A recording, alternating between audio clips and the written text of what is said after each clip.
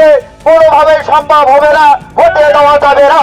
আমরা পিয়ার ছাড়া কোনো ধরনের কোনো নির্বাচন চাই না। এই দাবি বাংলাদেশ জামায়াতে ইসলামীর নয়, এই দাবি পুরো 18 কোটি মানুষের। শুধু একটি দলের জন্য পিয়ার পদ্ধতি নির্বাচন বাতিল করা যাবে না। পরিবেশ যে সৃষ্টি করে দিয়েছে, এই পরিবেশ অনুযায়ী আমরা বাংলাদেশের মধ্যে আমরা একটা একেবারে আদর্শ ভিত্তিক ব্যক্তি, পরিবার, সমাজ ও রাষ্ট্র গঠন আমরা করতে চাই। কিন্তু সেই নতুন বাংলাদেশ, বৈষম্য শাসন মুক্ত বাংলাদেশ, সেই বাংলা গঠন করতে যারা প্রতিবন্ধকতা সৃষ্টি হবে, সেই প্রতিবন্ধকতার জবাব দেওয়া হবে।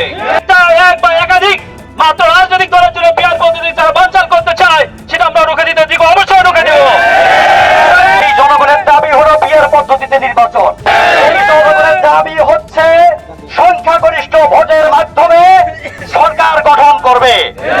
সুতরাং সংবিধানের দোহাই দিয়ে আর মানুষকে বোকা বানানো যাবে না। আমরা সোচ্চার থাকবো, বাংলাদেশের জনগণ সোচ্চার থাকবো।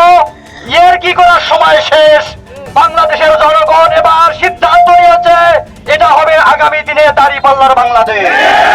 এই নির্বাচনে যেন সকল শ্রেণীর মানুষের ভোটাধিকার প্রতিষ্ঠা হয়, এই জন্য পেয়ার পদ্ধতি এবং নিরপেক্ষ নির্বাচন ব্যবস্থা সহ 5 দফা এই দাবি পেশ করেছে। জনগণের যেটা দাবি, এটাই হলো একটা সুষ্ঠু অবাধ একটি নির্বাচন।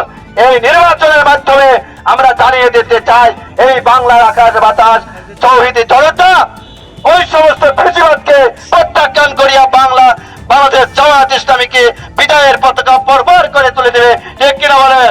আজকের এই সমাবেশ থেকে আমরা প্রশাসনকে জানিয়ে দিতে চাই, অবিলম্বে জুলাই সনদের ভিত্তিতে এই পরবর্তী কার্যক্রম অনুষ্ঠিত হবে ইনশাআল্লাহ।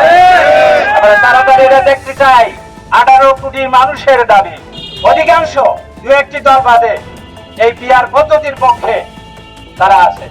পিয়ার পদ্ধতি হলে এদেশে ফেসিবাদ থাকবে না, এদেশে ভোট ডাকাতি থাকবে না, টাকা পয়সা এগুলো গুন্ডা থাকবে না, প্রতিটি ভোটারের দাম মূল্যায়ন হবে ইনশাআল্লাহ। যারা পিয়ার বোঝেন না, কয়েকদিন পরে ইনশাআল্লাহ বুঝবেন তারা। আমরা পিয়ার আদায় করে ছেড়ে ইনশাআল্লাহ আগামী নির্বাচনে অংশগ্রহণ করব। আগামী জাতীয় সংসদ নির্বাচনে আমাদের এলাকা থেকে প্রার্থী আছেন জনাব আব্দুল ওয়ারিস ভাই, আপনার বীর মুক্তিযোদ্ধা জনাব আব্দুল ওয়ারিস ভাই। আমরা এই নির্বাচনে সকল জনগণের কাছে প্রত্যাশা করি তারা জামাত ইসলামীর দাঁড়িপাল্লা মার্কায় ভোট দেবে ইনশাআল্লাহ।